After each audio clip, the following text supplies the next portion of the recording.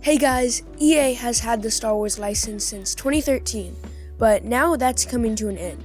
Other publishers like Bethesda and Ubisoft will be making Lucasfilm games, and it's hopefully going to be starting a new era for Star Wars games soon, and I'm really excited for that. But in the last few years, there have been numerous games worked on by EA. Some came through, and a lot were cancelled. But did we get a good deal with EA? In this video, I'm going to reflect on that. Of course, it would have been better if Star Wars hadn't been an exclusive deal, because we definitely could have gotten more games. So I'm focusing on here if EA did a good job. The three main things I'm going to focus on are the games you got, games you didn't get, and the games from the past. If you guys do enjoy this video, then make sure to leave a like, and if you're new here, then consider subscribing for more content just like this. EA has made 4 AAA Star Wars games, so about one every 2 years. A big franchise like that should have much more games, at least one a year. But each game has been high quality, and each one has been very fun, despite having their flaws. My biggest issue is we didn't get a huge variety of games. The games are different, but there's so many more different Star Wars games out there that could be unique and awesome experiences. There were 2 large-scale shooter games. There was a competitive flying game, and there was a story game, so not a lot.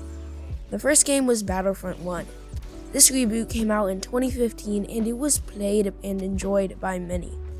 This was the first EA game that came out, and it was a pretty strong start. It had good gameplay and a player base that is still pretty active to this day, despite not having a lot of content. While it's not my favorite game, it was a lot of fun for most people, and back then when I just played the offline versions, I had tons of fun playing the shooter, so it was a good strong start. The next game was another 2 years later, Battlefront 2. It was made by the same developers. Still to this day, I have no idea why EA didn't release any other games by other developers, but nonetheless we got our second Battlefront game. Well, everyone knows it had a pretty rough start. It's turned into a really good game and another really strong installment by EA. But still, that's only 2 games in 5 years, and both in the same franchise by the same studio. They definitely could have done better. We do finally get our first full story game next year in 2018. A really successful game about a Jedi that is in hiding after surviving Order 66. Pretty much everyone can agree Jedi Fallen Order was a really good game, and its sales represented that. I really wish we had more games like this, but we only got the one. The last and most recent game that came out in 2020 was Squadrons. This was just a flying game, so most people didn't play it much or even bought it. I think it's a great game, but you have to be a certain type of person to have fun with Squadrons. Most people are not that type of person. Squadrons sales were good, so while it wasn't the game a lot of people wanted, it was pretty successful for EA. But still, my question is, why a small game like Squadrons when there are lots of other smaller game ideas a lot of people would have loved? There have also been mobile games that have been pretty good, like Galaxy of Heroes. I've never played it, but I know a lot of people like that game. On a quick note, EA's exclusive license may be ending, but they will still be making Star Wars games. So definitely expect another Jedi Fallen Order game, and hopefully we will get another Battlefront, although there's been no official news on that. For the 4 games we got, there's been at least 3 Star Wars games cancelled, which is pretty disappointing. We were really close to getting 3 more games that could have been really memorable. The first one is Project Orca. This was supposed to be a smuggler type game, and I think I speak for everyone when I say that sounds like an amazing type of game. But unfortunately, this game was cancelled due to it taking too long. The next game was Project Viking, which Project Orca was cancelled for. This was supposed to be another small Star Wars game, which even that can turn into a great game with the right genre. The third cancelled game was Project Ragtag, a linear story game probably similar to Jedi Fallen Order, which I would happily have. This game was definitely promising and made by the same person that made the Uncharted series, so it really could have been something special. But continuing the pattern, this game was cancelled due to not being something players would want to come back to. Basically, I think EA just didn't think a linear type of game would do very good, but that's been proved wrong by Jedi Fallen Order.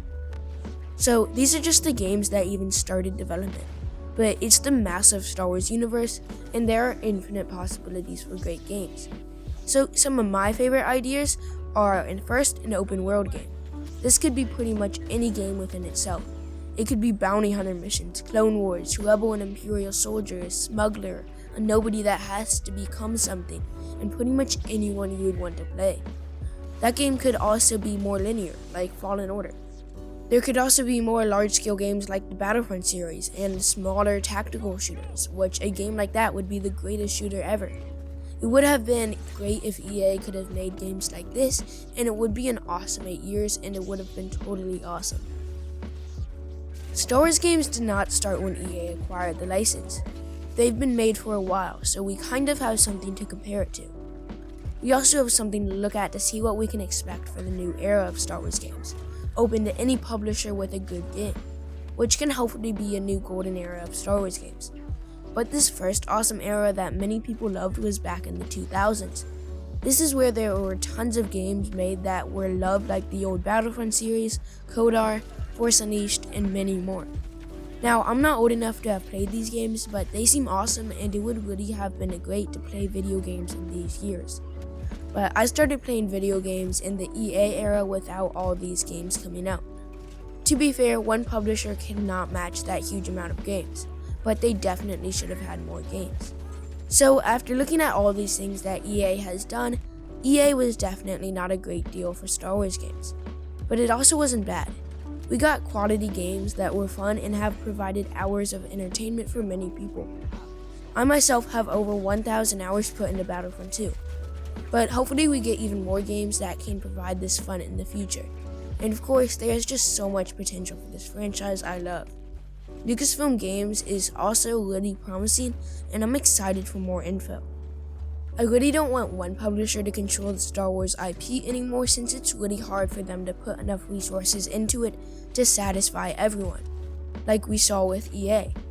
But that is all for this video. See you guys next time. Bye.